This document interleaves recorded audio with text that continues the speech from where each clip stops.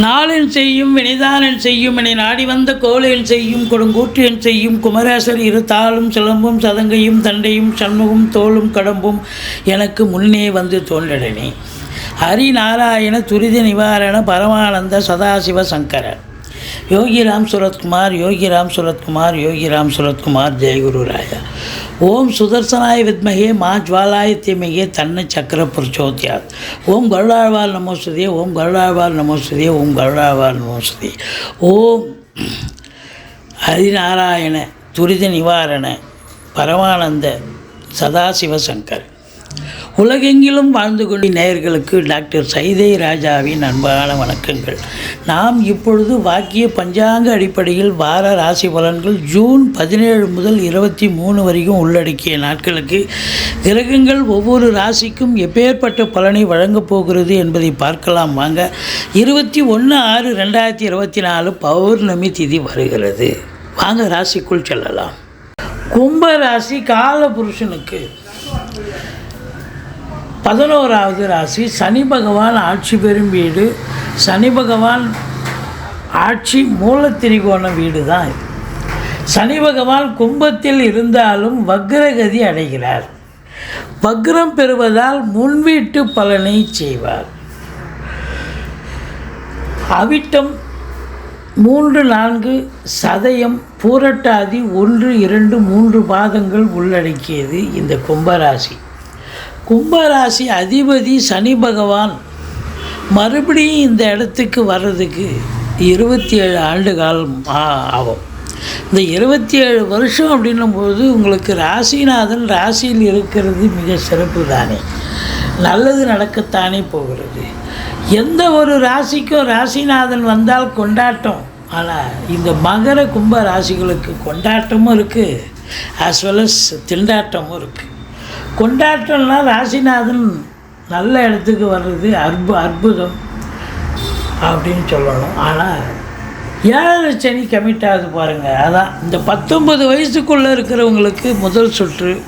இளைஞர்களுடைய கல்வி கொஞ்சம் பாதிக்கும்.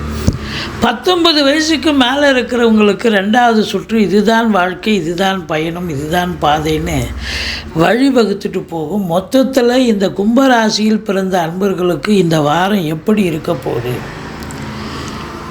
சுமாராக இருக்குமா இல்லை சூப்பராக இருக்குமா அப்படின்னு பார்த்தீங்கன்னா, ரொம்ப சூப்பராக இருக்கும்னு சொல்கிறத விட நிச்சயமாக ஓரளவுக்கு சுமாரான நற்பலன்களை பெறப்போகிறீர்கள் அப்படின்னு சொல்லலாம்.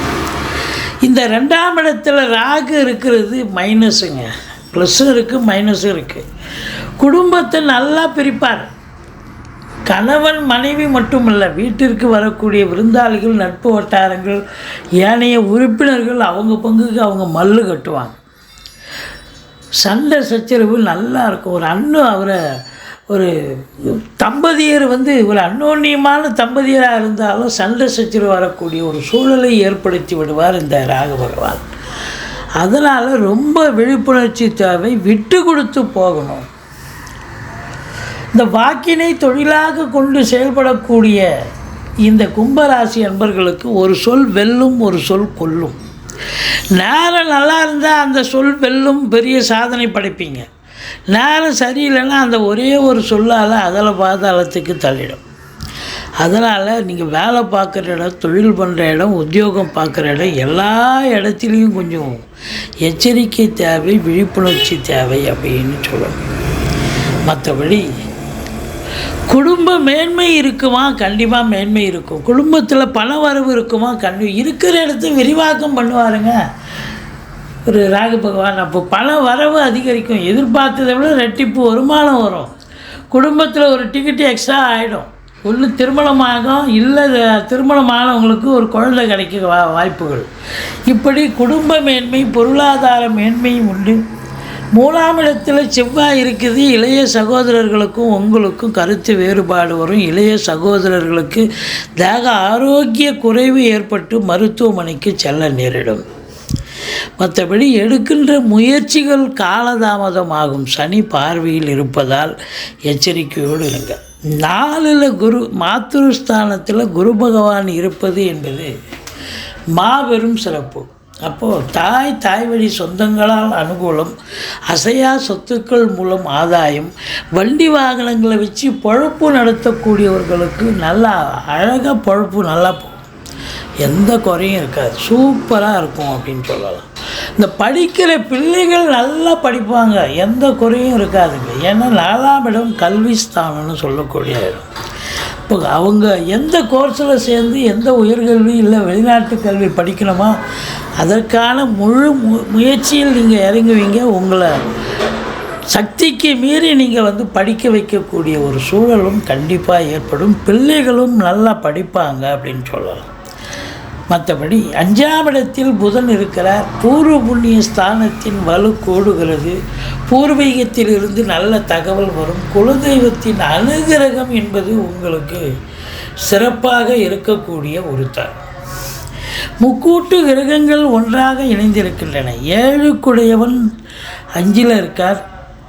மற்றபடி 9க்குடைய சுக்கிரனும் 5ல் இருக்கிறது என்பது மாபெரும் சிறப்பு. லட்சுமி கடாட்சம் நிறைந்த ஒரு காலகட்டமாக இது விளங்குகிறது. என்னதான் 7க்குடையவன் 5ல் பூர்வ புண்ணிய ஸ்தானத்தில் சிறப்பாக அமர்ந்தாலும் கூட 7ஆம் வீட்டை சனி பார்ப்பதால் வாழ்க்கை துணை அல்லது மனைவிக்கு உடம்பு முடியாமல் போகலாம். இல்லை கருத்து வேறுபாடு, அவங்களுக்கும் உங்களுக்கும் கருத்து வேறுபாடு வரலாம். நண்பர்கள்கிட்ட கருத்து மோதல்கள் இருக்கும். கூட்டுத்தொழில் செய்கிற இடத்த கூட்டாளிகளுக்கும் உங்களுக்கும் பிரச்சனைகள் வரலாம். எச்சரிக்கையோடு இருங்க. மற்றபடி நீங்கள் வேலை பார்க்குற இடம், தொழில் பண்ணுற இடம், உத்தியோகம் பார்க்குற இடம், எல்லா இடத்துலையும் பார்த்தா உங்களுக்கு எதிர்ப்புகள் கிளம்பும். சென்றமிடமெல்லாம் வெறுப்புன்ற மாதிரி ஆகிடும். அப்போ எதிர்ப்புகள் கிளம்பும்னு சொன்னால் அப்போ நீங்கள் எச்சரிக்கையாக இருக்கணும். புன்முறுவலை வரவழைத்து கொண்டு நீங்கள் இப்போ எங்கேயே நீங்கள் போய் அணுகினீர்கள் என்று சொன்னால் எந்த ஒரு பிரச்சனையும் பெருசாக வெடிக்காது. மற்றபடி உங்களை பொறுத்த வரலையும் பார்த்தா 8ஆம் இடத்தை குரு பார்க்கிறார். திடீர் அதிர்ஷ்ட வாய்ப்புகள் தேடி வரும். வரா கடன்கள் வசூலாகும். கணவன் அல்லது மனைவி மூலம் நல்ல வருமானம். ஒன்று அவங்க வேலை பார்க்குற இடத்துல ப்ரொமோஷன் இன்க்ரிமெண்ட் கிடைக்கலாம். இல்லை அவங்க பிறந்த வீட்டிலேருந்து லிக்விட் கேஷோ ஜுவல்ஸோ கொண்டு வரலாம். மற்றபடி திடீர் அதிர்ஷ்ட வாய்ப்புகள் தேடி வரும். வரா கடன்கள் வசூலாகும். உங்களை பொறுத்த வரலையும் 10ஆம் இடத்தை குரு பார்க்க போகிறார். இந்த ஓராண்டு காலம் குரு 10ஆம் இடத்தை பார்ப்பதால் இந்த கும்பராசியில் பிறந்த அன்பர்கள் நம்பி கடன் வாங்கி தொழிலில் போடுங்க. தொழில் நல்லா அபிவிருத்தி ஆகும். இல்லை தொழில் எக்ஸ்டெண்ட் பண்ணலாம். இல்லை தொழில் இன்னொரு பிரான்ச்சு கூட ஓப்பன் பண்ணலாம். காற்றுள்ள போதே தூற்றிக்கொள்னு பெரியவங்க சொல்லியிருக்காங்க. அப்போது இந்த கும்பராசியில் பிறந்த அன்பர்கள் தொழிலை விரிவாக்கம் பண்ணலாம். தொழிலை இன்னொரு பிரான்ச்சு ஓப்பன் பண்ணலாம். படித்து முடித்த இளைஞர்கள் தொழில் பண்ணலாமா இல்லை உத்தியோகம் பண்ணலாமா அவங்க ஜாதகத்தை பார்த்து ஜோசியர்கிட்ட அணுகி நீங்கள் தொழில் பண்ணால் தொழில் பண்ணுங்கள், நல்லா சிறப்பாக செல்லும். உத்தியோகம் பார்க்கணுன்னா உத்தியோகத்தில் நீங்கள் முயற்சி பண்ணுங்கள். கண்டிப்பாக எந்த துறையில் முயற்சி பண்ணீங்களோ கிடைக்கும். மொத்தத்தில் வேலை பார்க்குற ஏற்கனவே அரசு உத்தியோகம் தனியார் துறையில் நான் இருக்கிறேங்க, வேலை பார்க்குறவங்களுக்கு ப்ரமோஷன் இன்க்ரிமெண்ட் கூடுதல் பொறுப்புகள் வழங்கி கௌரவிப்பார்கள். நிர்வாகத்தில் நல்ல பேர் கண்டிப்பாக கிடைக்கும். சக ஊழியர்களால் பாராட்டப்படுவீர்கள். இப்படி தொழில் பண்ணுற இடம், உத்தியோகம் பண்ணுற இடம் மிக சிறப்பாக இருப்பதால் சாதிக்கக்கூடிய ஒரு நேரம். தொழிலில் மேன்மை, உத்தியோக மேன்மை கண்டிப்பாக உண்டு. இருந்த போதிலும் சனி வக்ரகதியில் இருப்பதால் 12ஆம் வீட்டில் இருப்பதால் செலவினங்கள் ஏற்படும். சுப செலவுகளும் இருக்கும், அசுப செலவுகளும் இருக்கும். மற்றபடி குறை ஒன்றுமில்லை. துர்க்கையை வழிபாடு செய்யுங்கள். முருகப்பெருமானை வணங்குங்கள். கந்த சஷ்டி கவசம் சொல்லுங்கள். வாழ்க்கை வளமோடும் நலமோடும் அமையப்போகிறது.